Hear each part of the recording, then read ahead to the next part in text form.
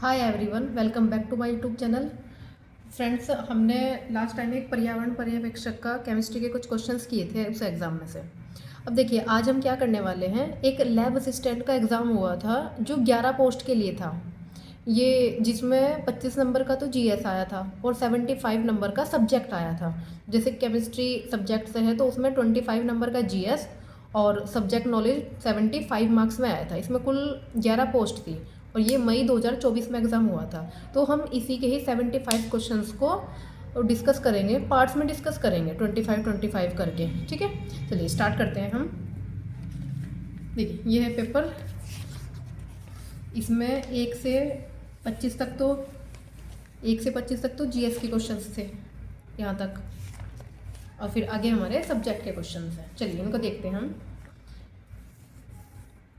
ये है triple bond containing reactive intermediate bond is. देखिए, इन्होंने कहा है triple bond containing reactive intermediate. पहली बात, ये सारे क्या है, इंटरमीडिएट है और हर एक इंटरमीडिएट रिएक्टिव ही होता है। ठीक है, अब देखिए कार्बिन। कार्बिन क्या होती है, ये होता है CR2। कार्बिन क्या होती है, इलेक्ट्रॉन डेफिशिएंट होती है। जैसे हमने रीमन टीमन रिएक्शन पढ़ी थी तो उसमें था ना, रिएक्शन में कार्बिन बनती थी और ये इलेक्ट्रोफाइल की तरह बिहेव करती थी। अब देखिए, इसमें तो कोई ट्रिपल बॉन्ड नहीं है। सेम नाइट्रीन को देखते हैं। नाइट्रीन होती है हमारी N के ऊपर, ठीक है, NR, ये होती है हमारी नाइट्रीन। अब कार्बोनियम आयन क्या होता है, जैसे हमारे कार्बोनियम आयन क्या है, कार्बन पे पॉजिटिव चार्ज हो। यहाँ पे भी कोई ट्रिपल बॉन्ड नहीं है। एक होते हैं बेंजाइन। देखिए बेंजाइन क्या होता है, जैसे बेंजीन है ना, तो एक ट्रिपल बॉन्ड होगा, ये होती है हमारी बेंजाइन। और ये बहुत ही रिएक्टिव इंटरमीडिएट होता है। C4H4 इसका फॉर्मूला होता है, सॉरी C6H4 हो जाएगा इसका फॉर्मूला। ठीक है, चलिए नेक्स्ट क्वेश्चन है। इसका ऑप्शन क्या हो जाएगा आंसर, बेंजाइन, जो ट्रिपल बॉन्ड को कंसिडर कर रहा है। देखिए ये कंटेन कर रहा है यहाँ पे ट्रिपल बॉन्ड। चलिए नेक्स्ट देखते हैं। एरोमेटिक कंपाउंड मस्ट ओबे। एरोमेटिक कंपाउंड को क्या ओबे, किस रूल को फॉलो करता है, ये बताना बेसिकली। देखिए, Huckel rule, Hund's rule, Pauli's rule या फिर बोल रूल्स। हमने पढ़ा है हकल रूल क्या होता है, एरोमेटिक कंपाउंड्स को बताता है। तो इसका आंसर क्या होगा, ऑप्शन ए। अब देखिए, हकल रूल के लिए हम देख लेते हैं कि क्या क्या कंडीशंस होनी चाहिए। हकल रूल,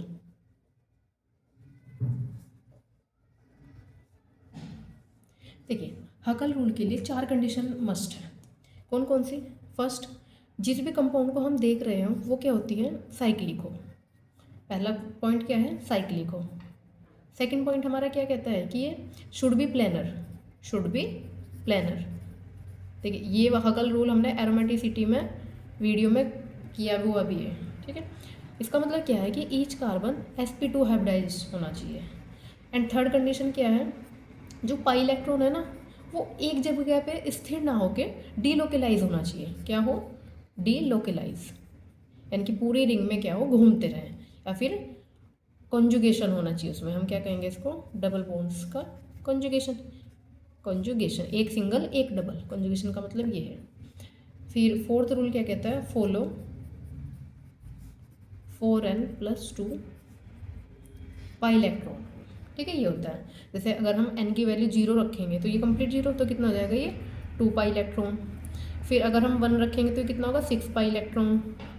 फिर ये कितना हो जाएगा, 10 पाई इलेक्ट्रॉन। इस तरह से फॉलो करना चाहिए। जैसे बेंजीन है,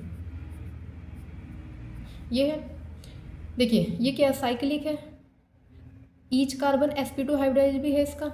और ये पाई इलेक्ट्रॉन का क्या हो रहा है, ऐसे दिखा देते हैं ना, डीलोकेलाइज हो रहा है। और 4 देखिए, 2 4 और 6 पाई इलेक्ट्रॉन्स, ये इलेक्ट्रॉन हो गए इसमें।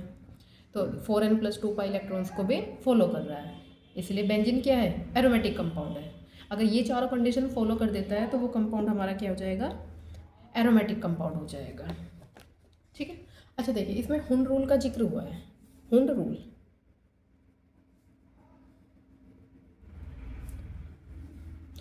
हुंड रूल देखिए क्या होता है, ये कहता है कि जो इक्वल एनर्जी के ऑर्बिटल्स होते हैं ना, इक्वल एनर्जी के जो ऑर्बिटल्स होते हैं, जैसे हमने मान लिया ये है एक सबसेल, ये p सबसेल है, तो इसके ये ऑर्बिटल है px, py एंड pz। अब इसमें क्या होगा, इसमें इलेक्ट्रॉन्स की पेयरिंग तभी होगी जब सब में क्या हो जाए, एक एक इलेक्ट्रॉन आ जाए, उसके बाद पेयरिंग। जैसे 4 इलेक्ट्रॉन थे तब ये 4 आएगा। हम इसे ऐसा नहीं फिल कर सकते कि पहले ये 2 फिल कर दें या फिर ये, तो ये हमारा गलत हो जाएगा। तो पेयरिंग तभी होगी जब सब में एक एक इलेक्ट्रॉन्स आ जाए। फिर एक है पोलीज एक्सक्लूजन प्रिंसिपल। पोलीज प्रिंसिपल, पोलीज प्रिंसिपल क्या कहता है कि जैसे मान लो ये एक है एस कक्षक, एक्स ऑर्बिटल है हमारा एस, इसमें क्या है, ये इलेक्ट्रॉन 2 इलेक्ट्रॉन है। किसी भी ऑर्बिटल के लिए चारों क्वांटम नंबर्स के सेम नहीं हो सकती। अगर 3 क्वांटम नंबर सेम हो भी गई ना, तो चौथी जो जिसे हम स्पिन क्वांटम नंबर कहते हैं वो डिफरेंट हो जाएगी। ऐसा क्यों?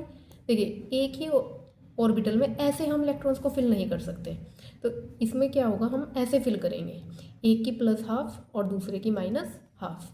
अगर हमारे एन, एल और एम ये क्या होती है, प्रिंसिपल क्वांटम नंबर, ये एजीमुथल क्वांटम नंबर और ये मैग्नेटिक क्वांटम नंबर, अगर ये तीनों इक्वल हो भी गई ना, लेकिन जो स्पिन क्वांटम नंबर है वो क्या हो जाएगी, डिफरेंट होगी। ये होता है हमारा पोलीज एक्सक्लूजन प्रिंसिपल। और एक सब सेल में 2 इलेक्ट्रॉन्स ही आते हैं। ये एक ऑर्बिटल में हमारे मैक्सिमम 2 इलेक्ट्रॉन्स आ सकते हैं। जैसे अगर पी के हमारे कितने होते हैं, ये 3 ऑर्बिटल्स होते हैं, तो एक में 2 है, 3 2 जा 6 इलेक्ट्रॉन्स आएंगे मैक्सिमम। ऐसे ही डी में कितने आएंगे मैक्सिमम, 10 इलेक्ट्रॉन्स। नेक्स्ट क्वेश्चन देखते हैं। आईयूपीएसी नेम ऑफ न्यूपेंटेन इज, न्यूपेंटेन का आईयूपीएसी नेम। देखिए, न्यूपेंटेन कैसे बनेगा, पेंटेन का मतलब 5 कार्बन होंगे, CH3 CH3 CH3 CH3, ये होगा हमारा न्यूपेंटेन। ये तो इसका सिंपल नेम है, लेकिन हमें क्या लिखना है, इसका आईयूपीएसी नेम। तो हम क्या करते हैं, सबसे लंबी चेन को सेलेक्ट कर लेंगे। जैसे हमने ये सेलेक्ट कर लिया, चाहे तो हम ये सेलेक्ट करें तब भी हमारे 3 ही कार्बन आ रहे हैं, ये वाला सेलेक्ट करें तब भी हमारे 3 ही कार्बन है, 1 2 एंड 3। ठीक है, ये है। अब देखिए, 2 पोजीशन पे 2 क्या लगे हुए हैं, मिथाइल लगे हुए हैं, तो हम क्या लिखेंगे, 2 2 डाई मिथाइल, 2 2 डाई मिथाइल, और ये 3 है ना, तो ये क्या हो जाएगा, pentane, 2 2 di methyl, sorry propane, 2 2 di methyl propane हो जाएगा। ठीक है, ये हो जाएगा, क्योंकि सेकंड कार्बन पे क्या लगे हुए हैं, 2 मिथाइल ग्रुप लगे हैं, तो 2 2 डाई मिथाइल प्रोपेन, 3 कार्बन के लिए प्रोपेन। पेंटेन तो तब होता है ना अगर हम 5 कार्बन को काउंट करते हैं। ये हो जाएगा हमारा एस का ऑप्शन सी करेक्ट है। ठीक है, ये है 2 2 di methyl propane. Next question देखते हैं, 29 क्वेश्चन है ये। विच one of the following is not electrophile. अच्छा, इलेक्ट्रोफाइल एंड न्यूक्लियोफाइल के लिए क्या होता है, इलेक्ट्रोफाइल एंड एक तरफ हमने लिख लिया, शॉर्ट में लिख रहे हैं न्यूक्लियोफाइल, इलेक्ट्रोफाइल को लिख देते हैं ई पॉजिटिव। देखिए, इसमें क्या होता है, ये इलेक्ट्रॉन डेफिशिएंट होता है, इलेक्ट्रॉन डेफिशिएंट। अच्छा, हम ना बेसिक मानते हैं कि 8 इलेक्ट्रॉन है वो न्यूट्रल है एक तरीके से, तो अगर एक 8 से कम इलेक्ट्रॉन है तो उसे कहेंगे कि इलेक्ट्रॉन्स की क्या इसमें कमी है, और अगर ज़्यादा है, जैसे मान लो 10 इलेक्ट्रॉन हो गए, तो क्या होगा, इलेक्ट्रॉन रिच होगा, ये होगा हमारा इलेक्ट्रॉन रिच। अब देखिए, न्यूक्लियोफाइल क्या करता है, क्योंकि इसके पास इलेक्ट्रॉन ज़्यादा है, तो अगर इसे जहाँ पे भी इलेक्ट्रोफाइल सेंटर दिखेगा ना, उस पर क्या करेगा, ये अटैक कर लेगा। और इलेक्ट्रोफाइल क्या करेगा, कोई इलेक्ट्रॉन रिच होगा तो वो इलेक्ट्रोफाइल के ऊपर अटैक करेगा। ठीक है, अच्छा देखिए, बेसिकली अगर हमें कुछ एग्जांपल्स दे दिए जाए और हमें कहें कि बताइए ये इलेक्ट्रोफाइल है या न्यूट्रोफाइल, या फिर हम कैसे पहचानेंगे, तो क्या देखते हैं हम, उसमें देख लेंगे जो सेंट्रल मेटल एटम होगा उसमें इलेक्ट्रॉन्स कितने हैं। अगर 8 से ज़्यादा इलेक्ट्रॉन हुए तो वो न्यूक्लियोफाइल है, और अगर 8 से कम इलेक्ट्रॉन हुए तो वो क्या होगा, इलेक्ट्रोफाइल। जैसे हमें एग्जाम्पल गिवन है, देखिए 2-3 एग्जाम्पल को डिस्कस कर लेते हैं। जैसे हमारा ये है एल्यूमिनियम, AlCl3। देखिए, एल्यूमिनियम के पास कितने इलेक्ट्रॉन्स होते हैं, एल्यूमिनियम के पास ये है, ऐसे जुड़ा होगा ना Cl, 3 है, हम लुईस स्ट्रक्चर बना देते हैं इसकी। ये 7 थे इसके लास्ट में, ये 7 काउंट कर लिया हमने, और इसके पास कितने थे, ये 3। अब देखिए, इसके साथ बॉन्ड बनाया, इसके साथ बॉन्ड बनाया, और ये इसके साथ। अब देखिए ये क्या करेगा, एक एक बॉन्ड, एक इलेक्ट्रॉन लेगा भी, तो एल्यूमिनियम के पास कितने होंगे यहाँ पे, 6 इलेक्ट्रॉन। इसका मतलब इसी के पास 8 इलेक्ट्रॉन नहीं है, तो ये क्या होगा, एक इलेक्ट्रोफाइल है। सेम अब हम देखते हैं BF3 को, ये BF3। देखिए यहाँ पे भी क्या होगा, बोरान के लास्ट में कितने 3 इलेक्ट्रॉन है और 3 यहाँ से हैं, तो कितने हो जाएंगे 6 इलेक्ट्रॉन। जैसा BF3 है सेम BCl3 है, ये भी कितना हो जाएगा 6 इलेक्ट्रॉन। ये भी इलेक्ट्रॉन्स की कमी है, तो ये और ये क्या है, इलेक्ट्रोफाइल है। इन्होंने हमसे पूछा है नॉट इलेक्ट्रोफाइल, तो कौन सा ऑप्शन बचता है R2O। ये क्या है हमारा इलेक्ट्रोफाइल नहीं है, तो R2O ये है। ठीक है, जैसे OR इसके पास भी देने वाले ग्रुप है और ये भी, तो इसका आंसर हो जाएगा हमारा ऑप्शन ए। ठीक है, नेक्स्ट क्वेश्चन देखते हैं। Which of the following properties of the element is a whole number. देखिए होल नंबर बताना है, जैसे 1 2 3 ये होते हैं ना होल नंबर्स। देखिए एटॉमिक रेडियस को देखा होगा हमने, वो भी किस में होता है, जैसे 1.2 2.3 ऐसे करके होती है। वॉल्यूम भी हमारे फ्रैक्शन में होते हैं एंड मास भी हमारा फ्रैक्शन में होता है। जैसे क्लोरीन का मास कितना होता है, क्लोरीन का कितना होता है 35.5, ये भी फ्रैक्शन में है। लेकिन क्या कभी एटॉमिक नंबर आपने कभी फ्रैक्शन में देखा है, नहीं ना, या तो ये 1 2 3 एंड सो ऑन ऐसे ही होगा। तो ये एटॉमिक नंबर ही क्या हो जाएगा, इसका होल नंबर होगा। ऑप्शन बी करेक्ट हो जाएगा। नेक्स्ट क्वेश्चन है the number of unpaired electrons in chromium atom. देखिए यही क्वेश्चन हमने लास्ट वीडियो में किया था, जो पर्यावरण पर्यवेक्षक का पेपर था उसमें भी यही क्वेश्चन आया हुआ था। क्रोमियम में नंबर ऑफ अनपेड इलेक्ट्रॉन्स बताने थे, और इसमें भी क्या है क्रोमियम के अनपेड इलेक्ट्रॉन्स ही बताने हैं। कैसे करते हैं, इसका कॉन्फ़िगरेशन कितना होता है 3d5 एंड 4s1, ये होता है कॉन्फ़िगरेशन। अब इसमें देख लेंगे हम कितने हैं 5 ऑर्बिटल 1 2 3 4 5 3d एंड 4s में एक, तो 5 यहाँ पे और एक यहाँ, तो कितने हो जाएंगे 6 अनपेड इलेक्ट्रॉन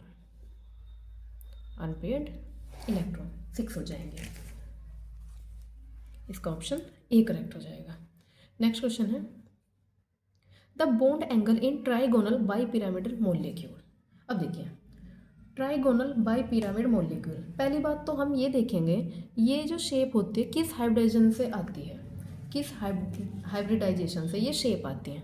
हमने देखा है sp3d या फिर dsp3, इससे क्या होती है, इसकी शेप कितनी होती है ट्राइगोनल बाई पिरामिडल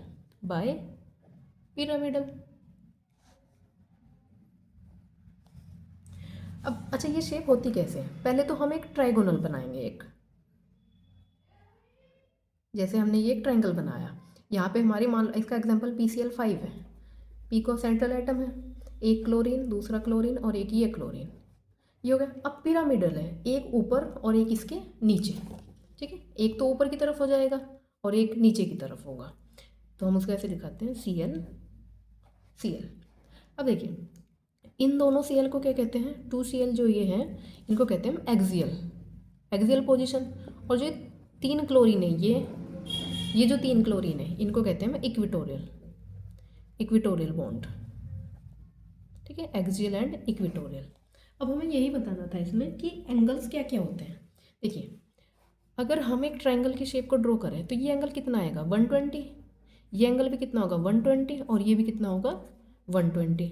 तो जो 3 इक्विटोरियल बॉन्ड है इसका एंगल होगा 120, और जो 2 एक्सियल है तो ये देखिए ये पूरा 90 है, ये इसके 90 और ये इसके 90, तो ये हो जाएगा हमारा 90 डिग्री एंगल। तो ऑप्शन देखिए 90 120 120 एंड 90 एंड 109.5 हमारा क्या होगा ऑप्शन सी करेक्ट हो जाएगा। देखिए 90 किस में होता है, जो हमारी स्क्वायर प्लेनर शेप होती है ना इसमें होता है हमारा DSP2 हाइब्रिडाइजेशन होता है, ये होता है हमारा 90 डिग्री एंगल। जब प्लेनर शेप बनती है sp2 के लिए ये होता है 120 डिग्री, और टेट्राहेड्रल sp3 के लिए होता है हमारा ये वाला एंगल 28 होता है, बट ये sp3 के लिए होता है 109.28 मिनट।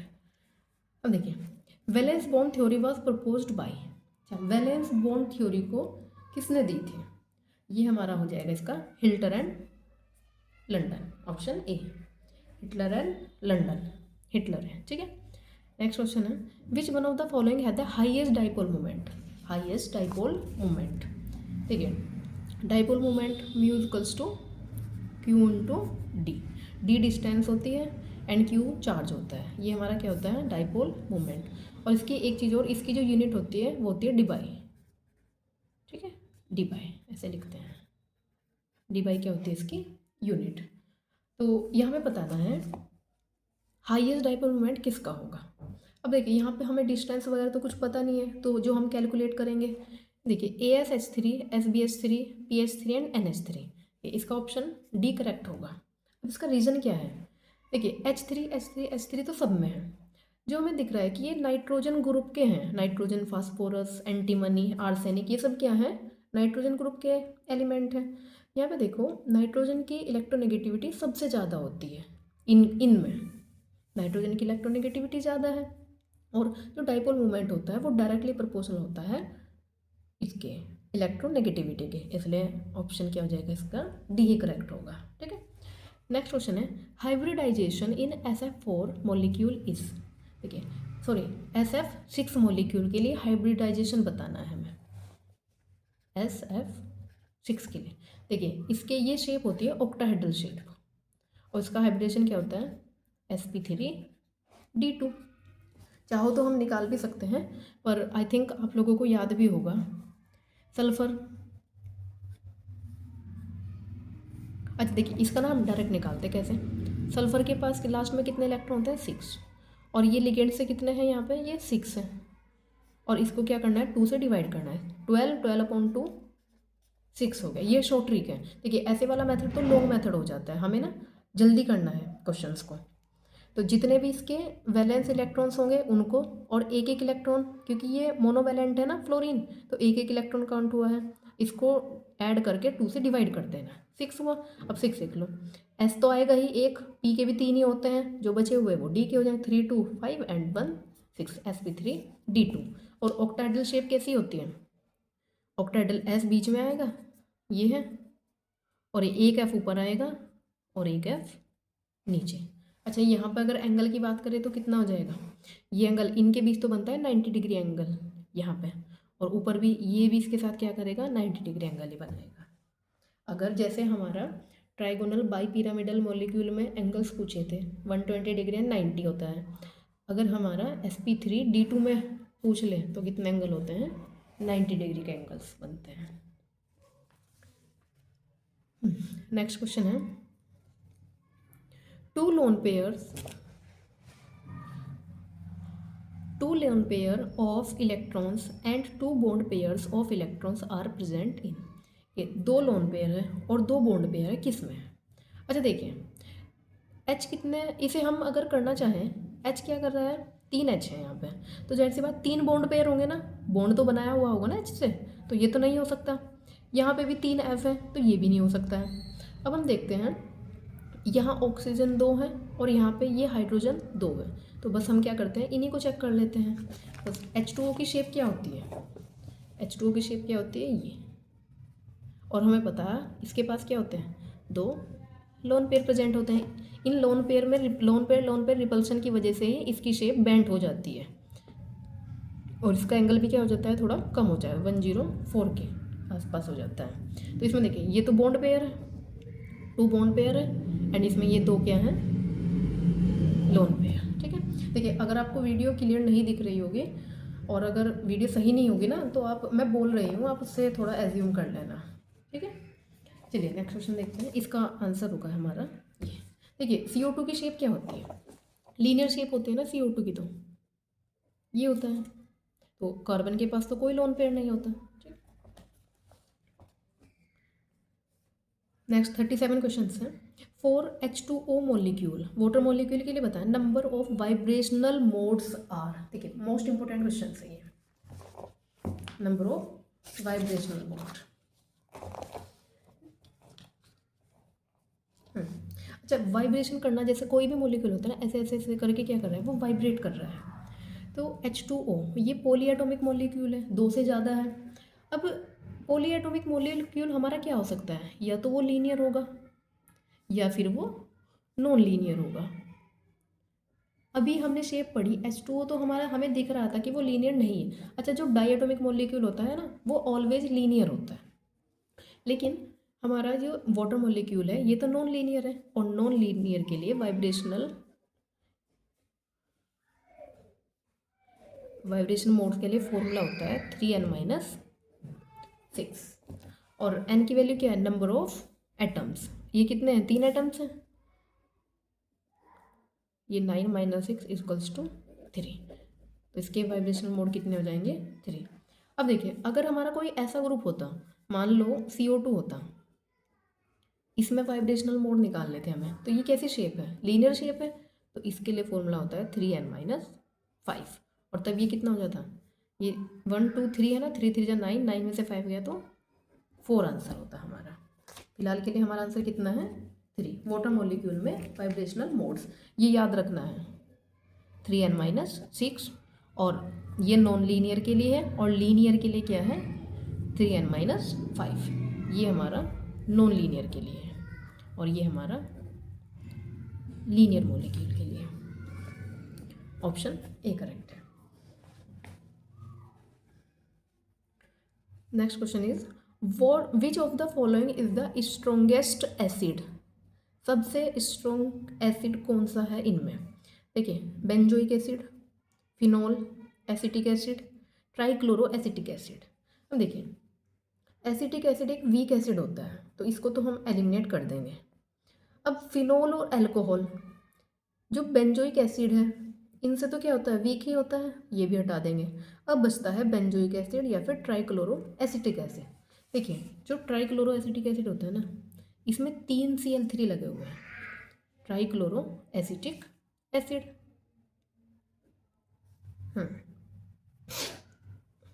ये हो जाएगा हमारा CH2COH, सॉरी इसकी शेप होगी हमारी CCl3COOH, ये हमारा क्या है, ट्राइक्लोरो एसिटिक एसिड। देखिए और बेंजोइक एसिड क्या है, ये है बेंजोइक एसिड।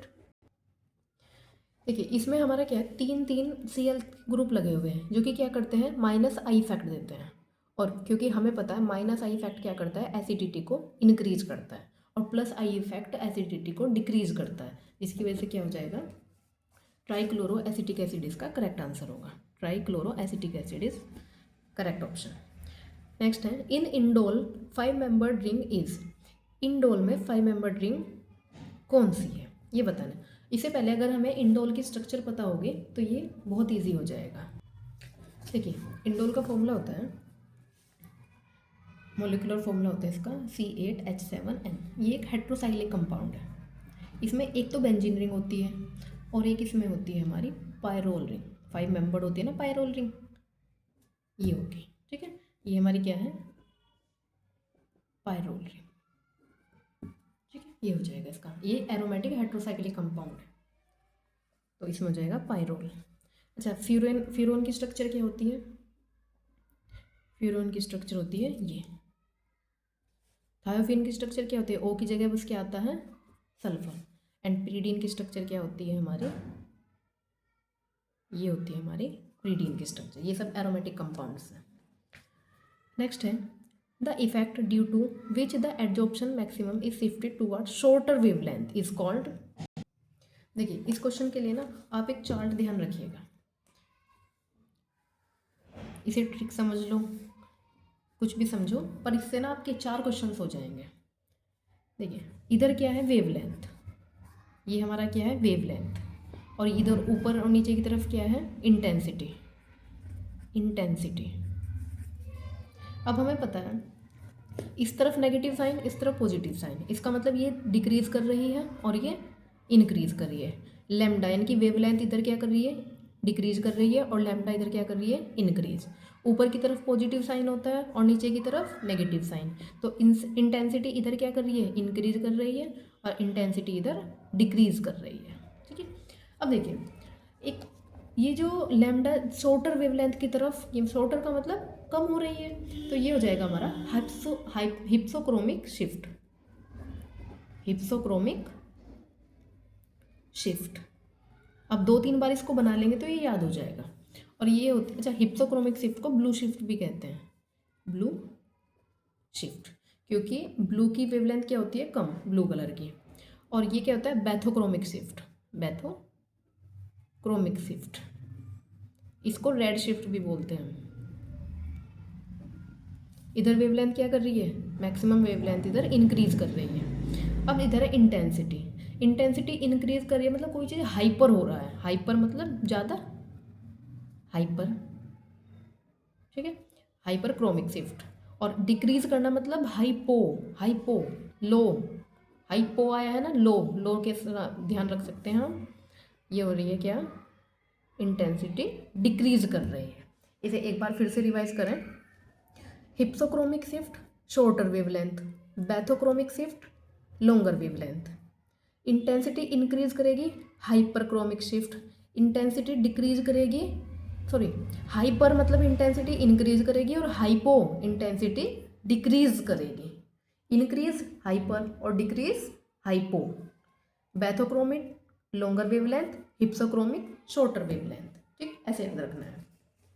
तो इन्होंने कहा था क्वेश्चन में maximum absorption maximum is shifted toward shorter wavelength, तो कौन सा है, हिप्सोक्रोमिक शिफ्ट। अच्छा, हाइपरक्रोमिक शिफ्ट क्या था, इंटेंसिटी इंक्रीज करना। बैथोक्रोमिक शिफ्ट क्या था, शिफ्टेड टूवर्ड्स लॉन्गर वेवलेंथ, ये क्या हो जाएगा लॉन्गर वेवलेंथ। और हाइपोक्रोमिक शिफ्ट क्या होगा, डिक्रीज इंटेंसिटी, ठीक है। नेक्स्ट है विच of the following does not undergoes Friedel craft reaction. अच्छा, फ्रीडल क्राफ्ट रिएक्शन क्या होती है हमारी, जैसे हमारे पास कोई ये इलेक्ट्रोफिलिक रिएक्शन होती है, पहली बात तो या तो RCl होगा या RCOCl होगा, एसिल क्लोराइड या एल्किल क्लोराइड। और प्रेजेंस किसकी होती है, एनहाइड्रस AlCl3 की। यहाँ से हम देखते हैं चिलेट बनता है Cl4, ये बनता है इलेक्ट्रोफाइल। और तो इसका मतलब ये क्या है, इलेक्ट्रॉन रिच होनी चाहिए ना यहाँ पे।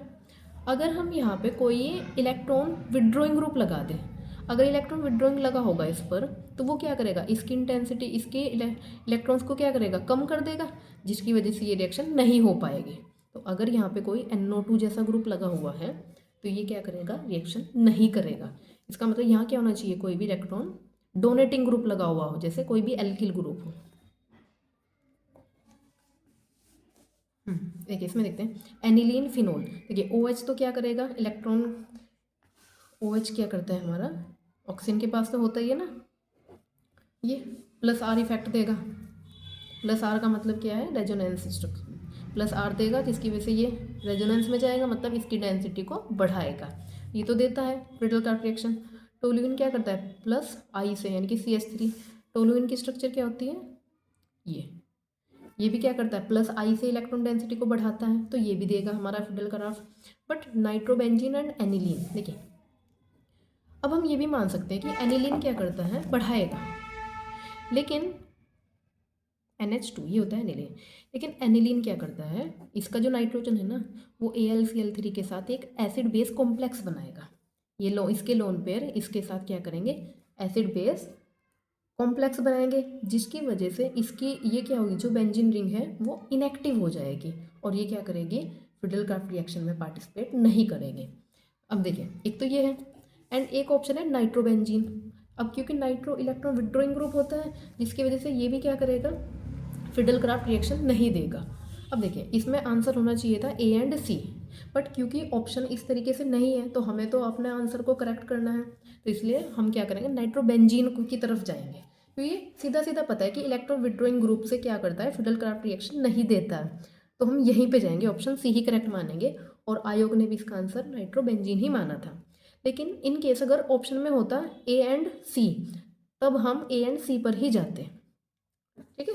तो नाइट्रोबेंजीन इसका करेक्ट ऑप्शन होगा, आंसर हो जाएगा। नेक्स्ट है 42 questions, the alkene that exhibit geometrical isomerism is. अच्छा, ज्योमेट्रिकल आइसोमेरिज्म कौन देता है, ज्योमेट्रिकल आइसोमेरिज्म कौन कौन सी होती है, सीस एंड ट्रांस। क्या होती है, सीस एंड ट्रांस होती है। जैसे अगर हम नॉर्मली माने ये सेम, यहाँ पे अगर सेम सेम हुआ तो ये हो जाएगी ट्रांस, और अगर ऐसे है ये यहाँ पे ऐसे सेम सेम हुए ऊपर, तो ये हो जाएगी सीस, ठीक है। ये होती है, इसका मतलब ये 2 कार्बन हैं पे ना एक ग्रुप सेम होना चाहिए, कोई भी एक ग्रुप क्या होना चाहिए, सेम, वही क्या देगा हमारा ज्योमेट्रिकल आइसोमेरिज्म देगा। बस इसमें हम क्या करना है, सभी की रिएक्शंस बना के देख लेनी है। सॉरी रिएक्शन नहीं, सभी की हमें स्ट्रक्चर बना के देखनी है। ठीक है, फर्स्ट है प्रोपीन। प्रोपीन मतलब 3 कार्बन और ईन है तो डबल बॉन्ड जरूर रहेगा, ये H और ये CH2। अब देखिए सिस एंड ट्रांस आइसोमेरिज्म होने के लिए कि एक कार्बन पे क्या होना, जैसे यहाँ पे CH3 और H है तो यहाँ पे भी क्या होना चाहिए, या तो CH3 होता है या फिर H होता है हमारा, तो ये तो हमारा नहीं देगा। नेक्स्ट है 2 मिथाइल प्रोपीन। प्रोपीन ठीक है, 1 2 2 पे हमने क्या मान लिया, मिथाइल है, CH3 प्रोपीन का मतलब एक CH3 ये है, 1 2 2 पोजिशन पे, और यहाँ पे क्या होगा CH3 CH2। अब देखिए यहाँ पे सेम हो गए और ये सेम है, लेकिन क्या होना चाहिए इस पे अलग अलग, ये CH3 यहाँ पे अगर CH3 होता तब देता है ये। नेक्स्ट देखते हैं 2 ब्यूटीन। ब्यूटीन मतलब 4 कार्बन होंगे, CH3 CH ये है। अब देखिए अगर हम इसे लिखें C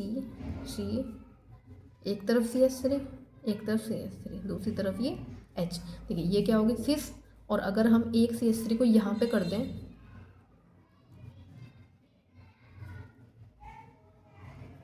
ये H और ये H, ये कौन सी हो जाएगी ट्रांस, और सिस और ट्रांस क्या देती ये है हमारी ज्योमेट्रिकल आइसोमेरिज्म। तो आंसर क्या हो जाएगा 2 ब्यूटीन। आप इसके स्ट्रक्चर को भी बना के देखना, पर आंसर क्या होगा इसका 2 ब्यूटीन है। नेक्स्ट क्वेश्चन है presence of unsaturation in organic compound can be tested. ये बताना है कि ऑर्गेनिक कंपाउंड में हम अनसैचुरेशन का जो प्रेजेंस है उसको टेस्ट करने के लिए किसका यूज़ करते हैं। ठीक है, इसमें क्या होता है ब्रोमीन वाटर Br2CCl4, इसका यूज करते हैं। जब हम इसे ऐड करते हैं ना किसी भी ऑर्गेनिक कंपाउंड में और अगर उसमें अनसैचुरेशन है तो ये ब्राउन रेड से, पहले ये कैसा होता है ब्राउन रेड कलर से कलरलेस हो जाता है। कैसा हो जाएगा ये कलरलेस, और अगर कलरलेस हो गया इसका मतलब क्या है इसमें हमारा अनसैचुरेशन प्रेजेंट है। एक और मेथड होता है इसका बेयर टेस्ट। इसमें क्या करते हैं हम एल्कलाइन KMnO4 का यूज़ करते हैं, एल्कलाइन KMnO4 का यूज़ करते हैं। इसमें क्या होगा ये पर्पल कलर का होता है पहले, और फिर ये पर्पल कलर से ब्राउन कलर के PPT देगा, ब्राउन कलर के MnO2 के PPT होते हैं हमें प्रिसिपिटेट देगा, तो हम समझ जाएंगे हमारे ऑर्गेनिक कंपाउंड में अनसैचुरेशन। तो इसका आंसर Br2CCl4। अगर ऑप्शन में हमारा बेयर टेस्ट होता ना एल्केलाइन KMnO4 तब हम इसको भी मानते हैं, फिर ये ना देते हैं। अच्छा टोलेंस रिएजेंट और फेलिंग सॉल्यूशन हमारे एल्डिहाइड के टेस्ट के लिए होता है, Tollens reagent and Fehling solution हमारे एल्डिहाइड के टेस्ट के लिए होता है। ठीक है, चलिए हम 44 क्वेश्चन पे आ गए हैं।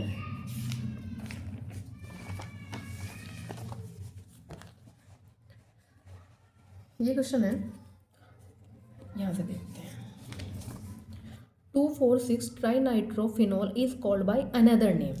2,4,6 ट्राइनाइट्रोफिनॉल, अरे ये तो आपने 12th क्लास में पढ़ा होगा, TNT, इसका नाम क्या है TNP सॉरी ट्राइनाइट्रोफिनॉल। फिनॉल है और ट्राई ये है 2, 4 एंड 6 पोजिशन पे क्या है नाइट्रो। इसका दूसरा नाम क्या होता है, ये होता है पिक्रिक एसिड। देखिए इस पर, और हमें पता है NO2 ग्रुप क्या करता है एसिडिटी को इंक्रीज करता है, उस पर 3 NO2 ग्रुप लगे हुए हैं, तो ये तो हाईली एसिड होगा पिक्रिक एसिड। क्या हो जाएगा इसका आंसर पिक्रिक एसिड। अच्छा हम बाकी के स्ट्रक्चर्स को भी डिस्कस कर लेते हैं, जैसे हमारा सिनेमिक एसिड है।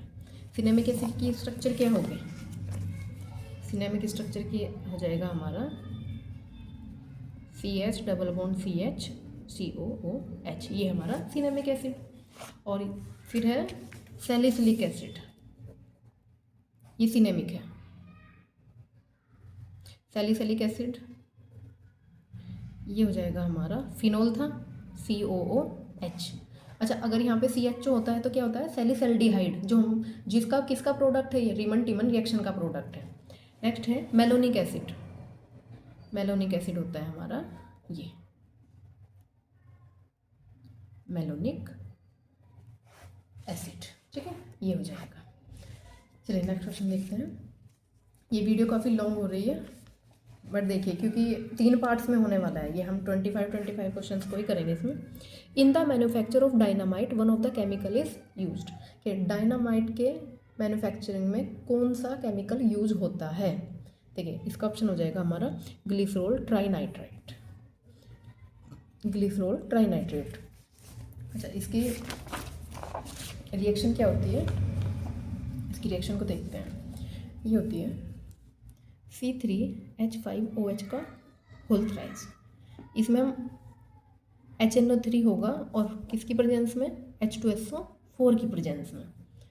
ये हमारा C3H5OH किससे रिप्लेस हो जाएगा, ONO2 प्लस वाटर, या फिर हम सिंपली लिखेंगे ग्लिसरॉल प्लस नाइट्रिक एसिड। ये नाइट्रिक एसिड है ना, H2SO4 की प्रेजेंस है, नाइट्रो ग्लिसरीन प्लस वाटर, ये होगी हमारी इसकी रिएक्शन। इसका ऑप्शन ए करेक्ट होगा, ग्लिसरॉल ट्राइनाइट्रेट, 3 नाइट्रेट है ना इसमें। ये नेक्स्ट है starch is a polymer of, आप स्टार्च किसका पॉलीमर होता है, मोनोमर्स यूनिट बतानी है स्टार्च की। अच्छा, उससे पहले हम अगर स्टार्च का ही फॉर्मूला पूछ लिया जाए, कभी कभी एग्जाम में ये भी पूछ लेते हैं, ये हो जाएगा हमारा C6H10O5 की होल पावर n, या आपने कभी इसको ऐसे भी देखा होगा C6H2O, ये ट्वाइस है ना इसका, की होल ट्वाइस n, ठीक है। ऐसे भी ये होता है हमारा स्टार्च, और ये किसका, इसमें किसका मोनोमर होता है, ये होता है ग्लूकोज का, ग्लूकोज C6H12O6, ग्लूकोज हो जाएगा इसका आंसर। ग्लूकोज मोनोमर यूनिट होती है। नेक्स्ट है the Henry's law equation is, Henry law की इक्वेशन बतानी है। अच्छा, इसे बताने से पहले हेनरी लॉ का जो स्टेटमेंट होता है वो क्या होता है, देखिए क्या ये होता है कि the concentration of a gas dissolve in a liquid, आपने एक लिक्विड में कोई गैस डिजोल्व की है, तो उस गैस की जो कंसंट्रेशन है ना वो डायरेक्टली प्रोपोर्शनल होती है पार्शियल प्रेशर के, गैस के पार्शियल प्रेशर के डायरेक्टली प्रोपोर्शनल होती है। Concentration of gas is directly proportional to partial pressure of the gas. Proportional हटाएंगे तो क्या लगेगा, कोई कांस्टेंट लगेगा, C इक्वल्स टू Kp, के क्या है, हेनरी कांस्टेंट, हेनरी कांस्टेंट। तो देखिए किस ऑप्शन में है, C equals to Kp, option C correct है। नेक्स्ट 48 क्वेश्चन है the efficiency of a heat engine is given by, heat engine की एफिशिएंसी किससे होती है। देखिए इसके लिए सिंपल डायरेक्ट फॉर्मूला याद रखेंगे, W/Q2 equals to T2 - T1/T2, ये होता है इसका फॉर्मूला, ऑप्शन डी हो जाएगा इसका। ये वर्क डन के और जो हीट एब्जॉर्व किया है, Q2 क्या है, हीट एब्जॉर्व, और जितना वर्क किया है इनके रेशो किसके इक्वल होता है, हीट इंजन की एफिशिएंसी के। नेक्स्ट क्वेश्चन है, देखिए इंपॉर्टेंट क्वेश्चन है, if the solubility of MgOH का होल ट्वाइस इज √2, MgOH का होल ट्वाइस मैग्नीशियम हाइड्रोक्साइड की सॉल्युबिलिटी इतने गिवन है, तो सॉल्युबिलिटी प्रोडक्ट बताना है हमें कितना हो जाएगा। चलिए इसको ना पूरे को अच्छी तरीके से सॉल्व करते हैं। ये है हमारा MgOH का होल ट्वाइस। देखिए जब हम इसका डिसोसिएशन करेंगे किस में ब्रेक होगा, ये Mg2 positive aqueous and 2OH minus. हमने मान लिया कि सॉल्युबिलिटी कितनी है, S, पहले हम इसका डेरिवेशन करेंगे, ये S, और क्योंकि ये 2 था ये 2S हो जाएगी। अब देखिए सॉल्युबिलिटी प्रोडक्ट को हम कैसे निकालते हैं, देखिए क्योंकि सॉल्युबिलिटी प्रोडक्ट सिर्फ आयंस की ही होती है, तो ये अपॉन ये हो जाता है ना, पहले ऊपर इनको रखते हैं अपॉन में ये। अब क्योंकि ये सॉलिड में है तो इसकी कितनी हो जाएगी सॉल्युबिलिटी 1, सॉरी ये हो जाएगा हमारा 1। सॉलिड एंड लिक्विड की सॉल्युबिलिटी होती है 1, सिर्फ हमारे आयंस की होती है, तो हम क्या लिखेंगे, Mg2 पॉजिटिव आयंस है हमारे पास और ये OH माइनस है, ये 2 क्या होता है स्क्वायर में जाता है। देखिए अपॉन में हम ये भी लिख सकते हैं MgOH का होल ट्वाइस, बट इसकी क्या हो जाएगी 1 हो जाएगी। इसका कितना है S, और इसकी कितनी है 2S, उसका भी स्क्वायर, कितना आएगा ये 2 2 जब 4S3। देख क्वेश्चन में गिवन है कि S की वैल्यू कितनी है √2, 4 अंडर रूट 2 की क्यूब, ये कितना हो जाएगा 4/2√2, 8√2। आंसर हमारा जाएगा 8√2। देखिए इंपॉर्टेंट क्वेश्चन है ये, 8√2, ऑप्शन डी करेक्ट होगा। सबसे पहले इनको क्या किया, डिसोशिएट किया है, ये s और ये 2 में था तो ये 2s, डिसोशिएशन तो आता है ना, ये 2 था तो इसलिए वजह से 2 आया है। अब सोल्युबिलिटी प्रोडक्ट लिख दिया, प्रोडक्ट अपॉन रिएक्टेंट। अब क्योंकि ये सॉलिड में है तो इसकी वैल्यू कितनी है 1, ये s और ये 2s, क्योंकि स्क्वायर है तो स्क्वायर किया, 4s³। अब s की वैल्यू गिवन थी √2, बस हमने इसको क्या किया, सॉल्व कर दिया। नेक्स्ट क्वेश्चन है, विच of the following polymer is not an example of chain growth polymer. Chain growth polymer का एग्जाम्पल कौन इनमें से नहीं है।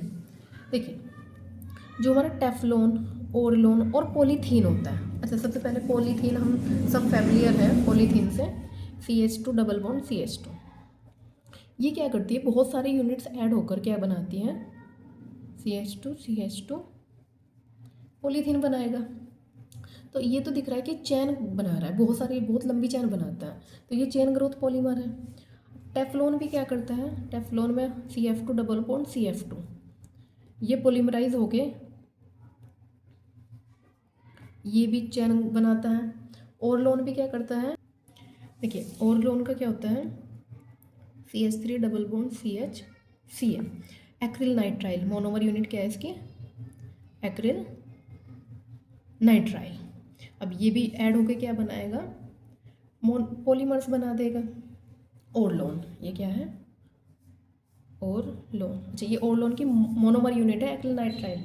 लेकिन हमारा जो डेक्रोन है, डेक्रोन ये क्या करता है, कंडेंसेशन करता है। कंडेंसेशन का मतलब है जब रिएक्शन में क्या करता है, कोई भी छोटा मॉलिक्यूल बाहर निकलता है, जैसे कोई वाटर मॉलिक्यूल बाहर निकल गया या फिर CH3 बाहर निकल गया, तो वो क्या करेगा हमारा, वो हो जाएगा हमारा कंडेंस, ना कि चेन।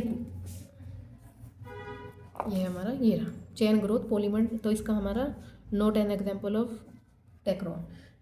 टेफ्लॉन, ओरलॉन और पॉलीथीन ये हमारे चेन ग्रोथ पॉलीमर के एग्जाम्पल है, जबकि जो डेक्रोन है ये हमारा कंडेंसेशन पॉलीमर का एग्जाम्पल है।